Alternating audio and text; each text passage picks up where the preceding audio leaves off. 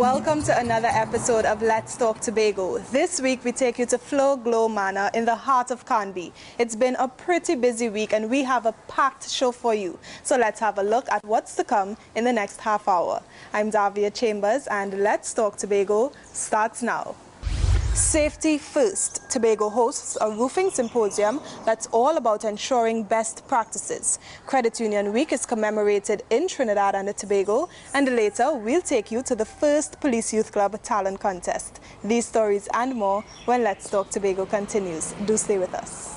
Do you know a person or group that's made an outstanding contribution to Tobago in the past year? Or has given long and distinguished service? Then send your nomination for the Tobago Day Awards 2017. Nominations are now open and forms are available at the Administrative Complex in Conlow Hall or online at www.tha.gov.tt. Nominations close on November 13th at 4:15 p.m. For more information, call 639-3421 or visit the THA website. The Tobago Day Awards, honoring Tobago's best. Construction on Flow Glow Manor started in 2005. Now, after living abroad for 40 years, owners Floyd and Gloria Williams returned home inspired to create a small vacation home for locals. It became something more when they decided to construct an apartment for guests. Staying with the topic of construction, Tobago recently hosted a building symposium for contractors, engineers, homeowners, and everyone else involved in the sector. It was meant to promote the safety aspect of construction and encourage best practices and competitiveness in the industry. We have all the details in this report. Building with integrity. It's what Tobagonians are being encouraged to do to ensure their homes and buildings are safe, especially in the event of a disaster. It's also the theme for this year's Roofing Technology Symposium, hosted by the Division of Infrastructure, Quarries and the Environment in collaboration with the Trinidad and Tobago Contractors Association. The symposium shared best practices in roof building with engineers, builders and even homeowners. It was also aimed at boosting capacity and competitiveness within the construction industry. Many concerns were addressed at the symposium, including the proper installation of flashing, which protects walls and ceilings from water damage. And one of the common practices that I see most companies doing, they're using a silicone and fasten it against the wall. And eventually, we have leaking. That is an issue right now put into the flashing. And you could shed some light on that. What we do is that we take the same idea, same half-inch double bed, flashing does this, and then we gasket seal. And then we take the same pin, this is going to be a high-grade, usually Hilti HPS, it's a 3/16 by a quarter inch, and we drill it, and then you tap it in. So it's got a little plastic sleeve on it, taps and expands. It's a masonry anchor, and this is done at 12-inch centers. And what that does is that no longer would I fracture the cement. And we found this to be the most prudent. Mr. Costello says there are good examples of roofing in Tobago built to international standards, such as the Magdalena Grand Beach and Golf Resort. You have one of the most premier examples in the world, is that Magdalena. And most people don't know it, but it's got a 35-year warranty on it. It's built for Category 5. Not only the roof cover, but from the beam go up. The session is a timely one. In September, a number of Caribbean islands were devastated by two powerful hurricanes.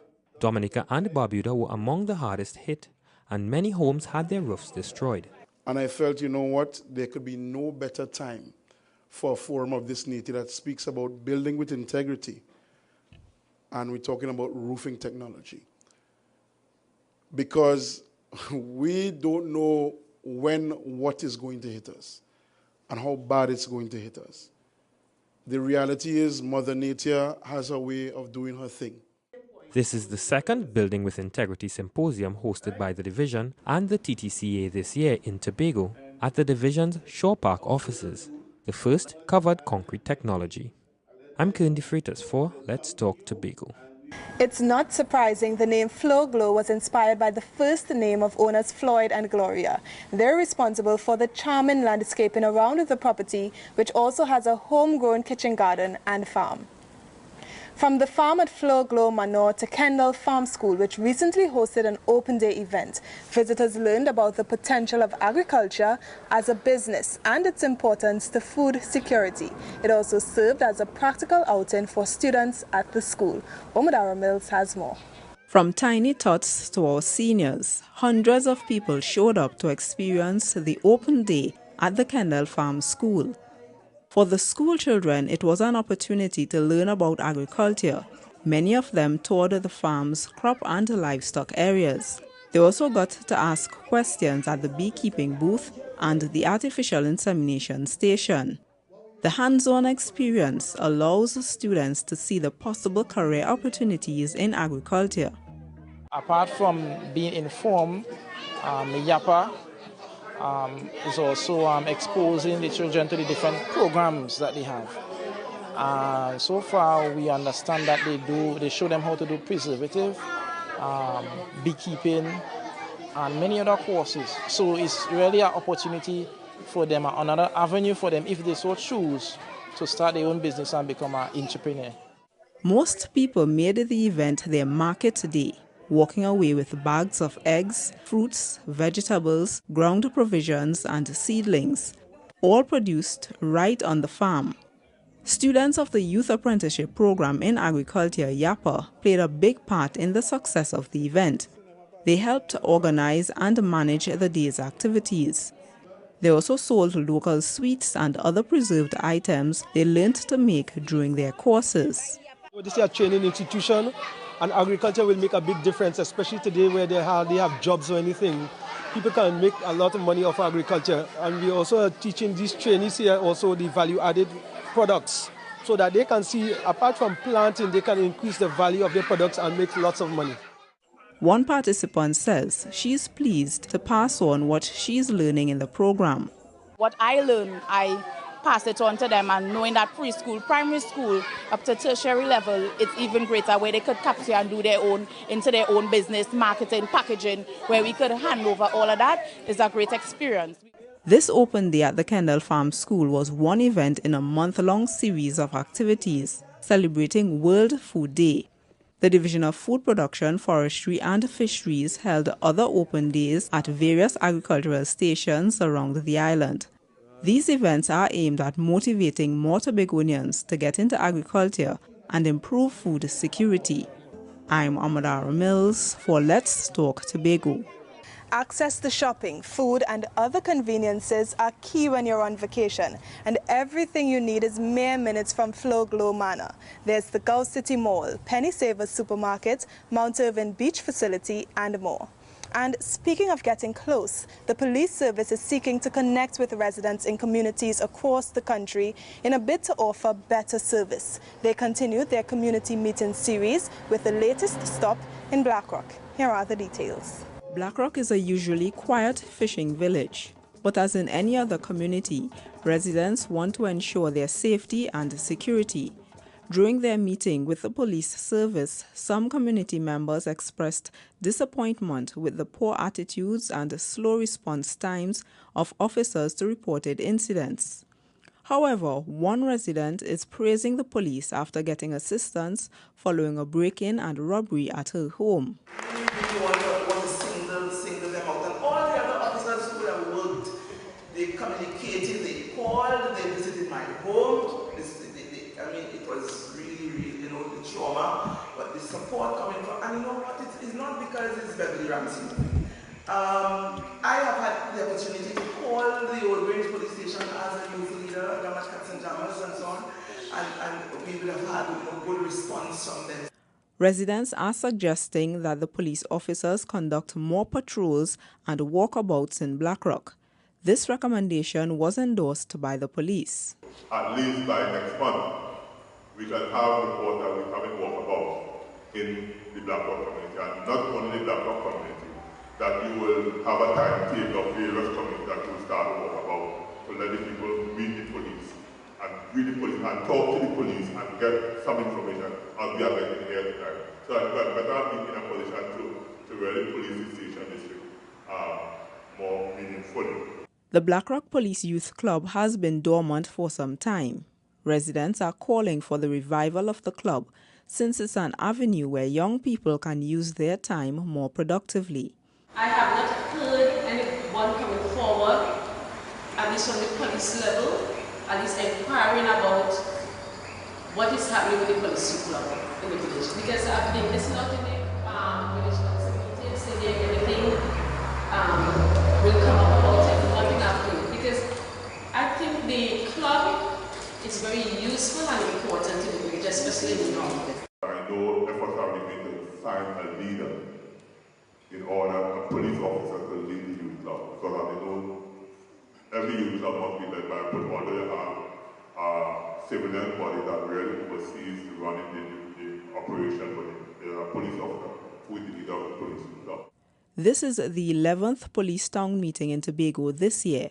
The police say that meetings like this one in Blackrock generate recommendations that can be used to inform and improve their policies and service. They also help to build a more collaborative and open relationship between police and residents. I'm Amadara Mills for Let's Talk Tobago. We have to take a break, but when we return, the island observes Credit Union Week. Don't go anywhere. Let's Talk Tobago. We'll be right back. Tobago, join us for Finance Week from November 13th to the 17th, hosted by the Division of Finance and the Economy. Come, hear the experts share solutions at the Tobago Economic and Business Outlook Conference on November 14th. And this year, we're introducing the Financial Literacy Breakfast Meeting on November 15th. Finance Week closes with the Youth Empowerment Forum on November 17th. Join the conversation for a better Tobago. For registration and further information, call 639-4412, extension 4405. Welcome back. We are at Canby exploring Flow Glow Manor. Now this property reflects a modern style and offers self-contained apartments, barbecue pits and outdoor seating for you to relax and really enjoy the picturesque surroundings. Now this, credit unions in Tobago hosted a 3-day celebration in commemoration of Credit Union Week. Here's how they marked the occasion. Have a look. Credit unions play a vital role in Tobago's economy, and International Credit Union Week provided an opportunity to highlight the work of the pioneers who have contributed to the growth of these institutions on the island. So they gathered at Rovenel's Resort and Conference Center to celebrate, reflecting on the history of the credit union movement and what it has achieved. They marked the occasion with an awards ceremony. The activities also featured a 2-day educational workshop to address customer service challenges. So when we have horrible customer service or customer service that fails, or customers leave us, as bad as it sounds, and they usually tend to gravitate to probably other bigger, better credit unions or bigger, better financial institutions. We also experience reduced profitability. So the churn of customers costs organizations a lot of money. It costs 7 times more to gain a new customer than it does to keep hold of an existing one. The closing ceremony was held in Tobago, and the theme this year was Dreams Thrive Here. It demonstrated how financial cooperatives help people realize personal goals and career paths. They also addressed scenarios like this. A customer comes into one of our branches, or a branch of any other credit union in Trinidad and Tobago. And that customer chooses, as I have experienced, to be abusive, to be downright rude. What should be done with a customer who comes into the branch and is very, very abusive, downright, and rude to members of staff? So the member of staff cannot do anything to change that customer. That customer clearly is who he or she is. So the CSR or whoever the person is not doing anything wrong. The advice that I will give is as soon as that person enters, you deal with them and you let them go. International Credit Union Week has been celebrated during the 3rd week of October since 1948. I'm Kern De Freitas for Let's Talk Tobago. Management facilitates garden weddings, church retreats, and other small social events. But what really keeps guests coming back to the property is the ambience created by manicured flower gardens, privacy, and the wonderful service by friendly Flow Glow staff. Now, if you've got a loved one with a terminal illness, it can be a very traumatic experience. But through palliative care services, both the patient and the family members can really get the support they need. We have more in this story. Even when doctors have done all they can for patients with incurable diseases, they still need support. This is the role of the Community Palliative Care Program, established in 2014 by the Tobago Regional Health Authority, the TRHA. Terminally ill patients receive holistic, home-based assistance to help them cope with their terminal diagnosis. We do the physical needs, which is the pain management, nausea, vomiting, whatever they may have at the time. We also do psychological. Sometimes people just don't know how to deal with it. They can't cope.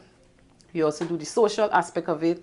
We also do the economical aspect. People need to retire medically unfit. People need to apply for disability and that kind of stuff. People need to close off bank accounts or put it in somebody else's name in order to get, because they can no longer go to the bank to do business. So we assist with all that.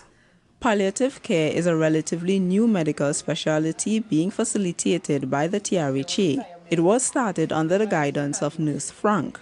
Patients and their families are visited twice a week by a small group of nurses, a doctor, dietitian, and a social worker.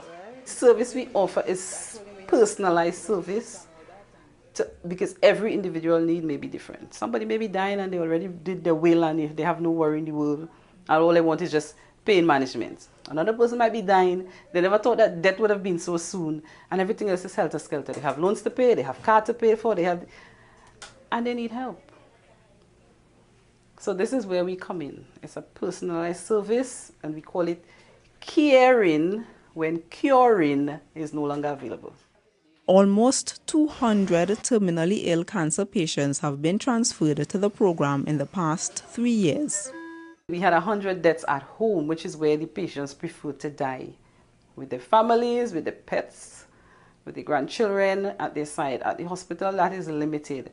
After visiting hours, you have to leave. Death doesn't come during the visiting hours, it's any time.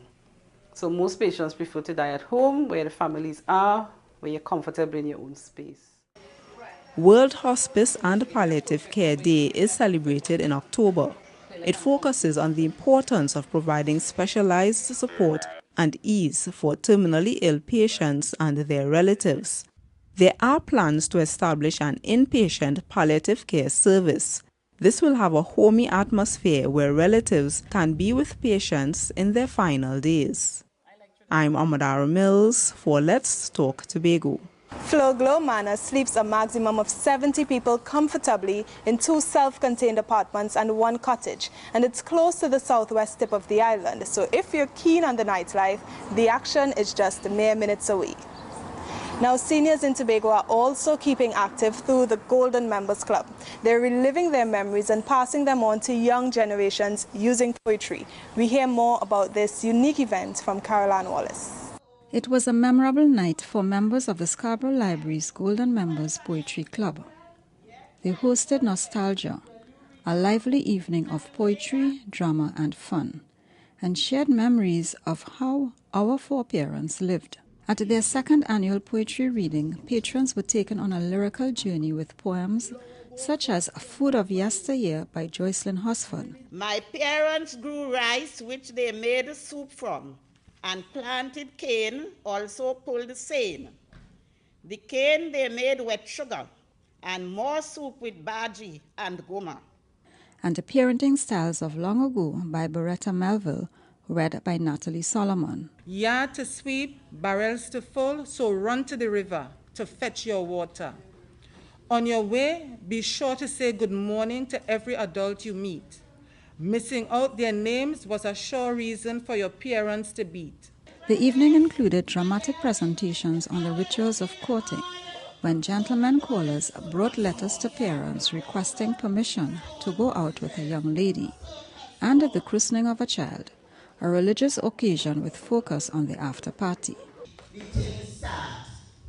all them saga boys coming out with their shirt, kerchief in their back pocket, and their two-color shoes.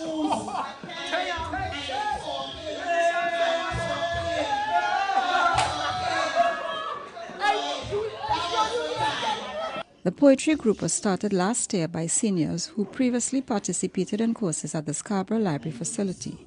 The monthly meetings allow them to socialize and meet like-minded people. We can't stay at home to get our bones stiff, for that would be a sign of weakness. We are happy seniors who can write. Won't you join us? And we can call it a senior delight.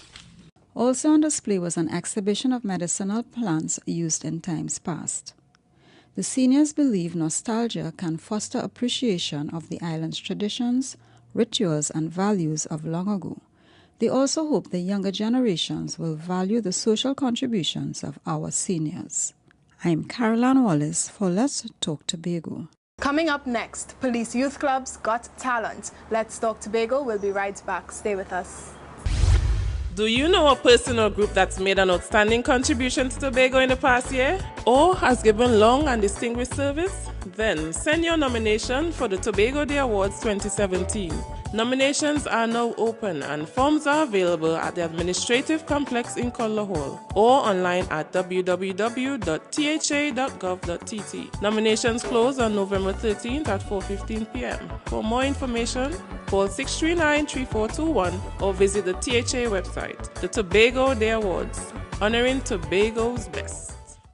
Access to shopping, food, and other conveniences are key when you're on vacation, and everything you need is mere minutes from Flow Glow Manor. There's the Gulf City Mall, Penny Savers Supermarket, Mount Irvin Beach Facility, and more. And speaking of getting close, the police service is seeking to connect with residents in communities across the country in a bid to offer better service. They continued their community meeting series with the latest stop in Blackrock. Here are the details. Tobago's youth really have talent, and that's what they showed at the Mason Hall Police Youth Club's first talent contest recently. They competed against participants from other police youth clubs across the island. The initiative is the brainchild of Mason Hall Police Youth Club President, Northalia Phillips. The initiative really came from the president of our organization. In her views, there was not much avenues available, for young persons to express their talent. The significance of the contest is really exposing persons' talent, making them believe in themselves, seeing what talent is out there. And we never know where persons could reach, once they has the exposure. And it can also add to the talent pool in Tobago. 6 police youth clubs participated in this year's talent contest, from Bon Accord, Bethel, Mount St. George, Scarborough, Goodwood, and Mason Hall. The goal of the event actually was identifying talent, and I think based on what we saw the night of the show, Tobago really has a lot of young talent that's not really out there as yet, and the opportunities that can be presented to them it can be enormous. Some of them can actually go on to have successful careers in the art form. There could only be one winner, and that was Miss Precious Regis of the Goodwood Police Youth Club. Second were Afisha Sandy and Brianna Baines of the Scarborough Police Youth Club. Third, Scarborough's Anelia Jofield and Chelsea Carrington. And tied for fourth, Mason Hall Police Youth Club's Keyshawn Campbell and Scarborough Police Youth Club duo Khalees Gray and Tanique Chance. It's about believing in themselves, believing that anything is possible, and if you have a talent, it's to make use of it. And we have a lot of new persons actually coming into the contest who we never knew of before or never heard of before. So I think it all goes well for the future of the competition and the future development of young persons. First prize in the talent contest was $2,500.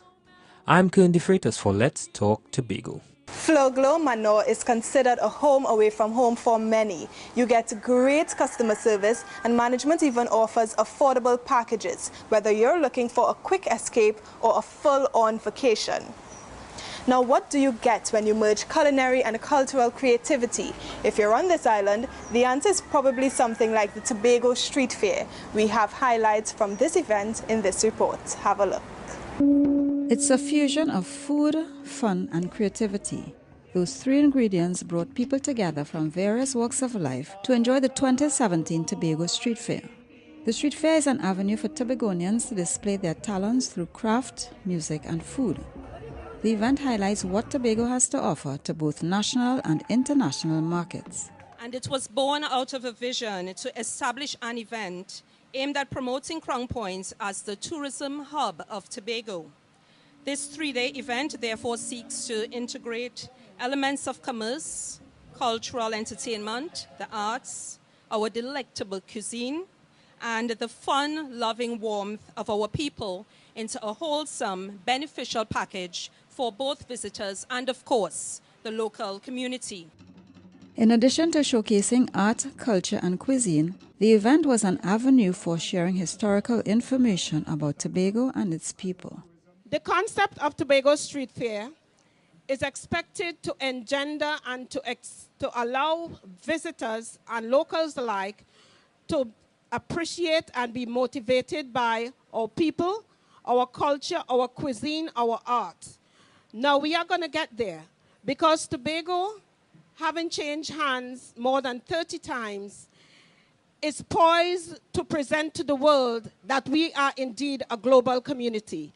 And therefore, this event eventually is expected to engage the kind of people who were here on the island and has allowed us to be the Tobago that we are. The street fair is also geared at strengthening the island's communities. Festivals and events of this nature have impacts that go well beyond what can be measured in economic terms. They contribute to the quality of life across the island by strengthening communities, providing unique opportunities while they build awareness of diverse cultures and identities which act as a source of community pride. This is the second street fair hosted in Tobago. The first was held in October 2016. I'm Caroline Wallace for Let's Talk Tobago. And it's time to have Your Say, the segment of our program where we hear what you, the viewers, have to say. Today we are asking, what is your favorite Tobago tradition and why? While you think about it, we'll have a look at who had their say this week. My favorite Tobago culture is heritage, and the reason why is that I have young children and I need them to know the culture and the heritage. Just help remind us of where we come from. Cooking. I love to cook, and my favorite food is provision and smoked fish. I enjoy doing it. I love to cook for people also. My favorite tradition is around Christmas season, where you have the opportunity to spend time with friends and family. What I have found differently is the way in which harvest is celebrated. It is not just celebrated in the church, but I realize that it is a whole community event, and there are some very positive things about that. I like the idea that persons, even from outside of the community, could come into the community and they can experience the hospitality of the villagers. That is very good, because if a nation is going to stand strong, it means that we must have strong communities. The Tobago's way of celebrating its heritage and ensuring that it remains alive, and that the youngsters of the country can have a keen sense of where they've come from. We close yet another edition of Let's Talk Tobago, and as always, we thank you for watching. Please email us with your comments or queries about the program, and be sure to visit our website, like us on Facebook, and subscribe to our YouTube channel. From our house to yours, I'm Davia Chambers, along with the Department of Information, Office of the Chief Secretary, Tobago House of Assembly, wishing you a safe and very productive week. We close now with a montage of the World Food Day festivities. We hope you enjoy.